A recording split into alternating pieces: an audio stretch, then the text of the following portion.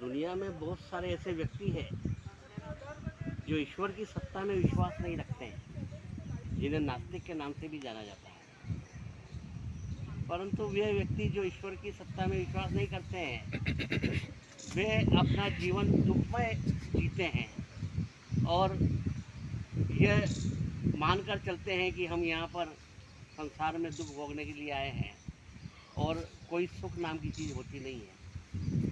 उनका जीवन कष्टों से, दुखों से, अभावों से भरा रहता है। परंतु जो व्यक्ति ईश्वर की सत्ता में विश्वास करते हैं, उनका जीवन सुख, शांति और संतोष के साथ में सुखमय रूप से गुजरता है और वो ईश्वर को धन्यवाद देता है कि ईश्वर, हमें मनुष्य के रूप में आपने जन्म दे करके हमें कृतार्थ किया है। ईश्वर बहुत बड़ा दयालु है, वो सबकी चिंता करता है और जो उसकी शरण में रहता है वो हमेशा सुखी रहता है। सुखी मीन जे नीर अगाधा, जिमी हरि शरण नए कहूँ बाधा। जैसे अथाह जल में मछलियाँ खुश रहती है, ऐसे ईश्वर की शरण में कोई चला जाए तो उसी तरह से वो खुश रह सकता है। इसलिए कभी किसी भी प्रकार की ईश्वर की सत्ता में अविश्वास न करें, क्योंकि मुर्दे को जो देते है कपड़ा, लकड़ा, आग और जिंदा जन चिंता करे तो उसका खोटा भाग। मरने के बाद में भी भगवान आपकी व्यवस्था को देखता है, इसलिए जीते जी तो चिंता करना ही नहीं चाहिए।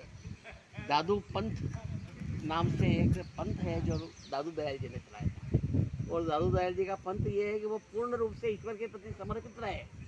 और उन्होंने लिखा कि दादू दुनिया बावरी, सोच करे सो गेली, राम जी तो रोटियां देवे धन उगते ही पेली। तो ईश्वर भूखा आदमी को उठाता है पर कभी किसी को भूखा सुलाता नहीं है। इसी दादू पंथ में मनुकदास जी भी हुए, तो उन्होंने कहा कि कोई चिंता करने की बात नहीं है।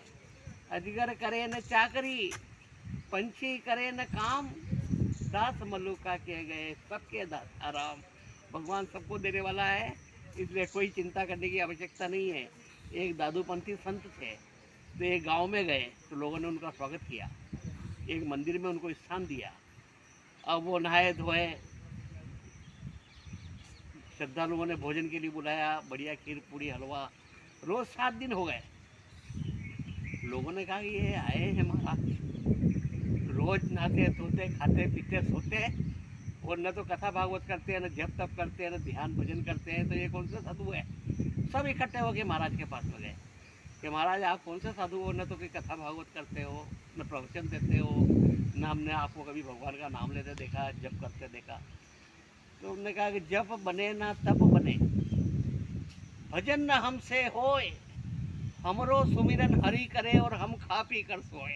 ये भक्ति की पराकाष्ठा है कि पूर्ण रूप से आप ईश्वर के प्रति समर्पित हो जाओगे तो फिर ईश्वर आपकी चिंता करेगा, आपको ईश्वर का भजन करने की जरूरत नहीं है।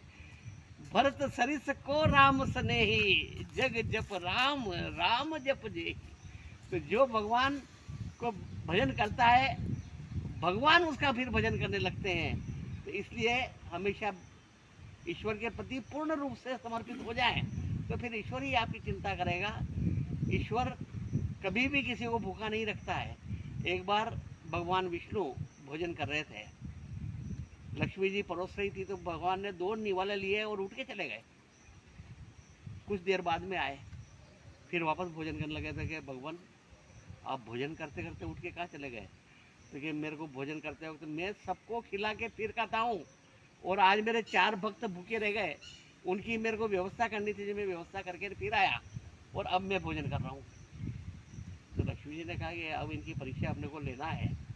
तो उन्होंने कहा कि एक ऐसी डिब्बी ली जिसमें हवा भी प्रवेश नहीं कर सकती, उसमें उन्होंने 4-5 चींटियाँ रख दी और डिब्बी को पैक कर दिया। उसके बाद में भगवान को भोजन कराने बैठी। भगवान ने भोजन कर लिया। उन्होंने कहा भगवान सब भक्तों ने भोजन कर लिया, आपका सब प्राणी कोई भूखा तो नहीं है? ये कोई भूखा नहीं है। तो उन्होंने कहा देखो मैं बताती हूँ। उन्होंने कहा कि अब ये बताऊँगी, ये 5 चींटियाँ मैंने अंदर बंद कर रखी है, इनको खाना कहाँ से आएगा, ये भूखी है। तो उन्होंने जैसे ही डिब्बी खोली तो 5 चींटियों के मुंह में चावल के दाने।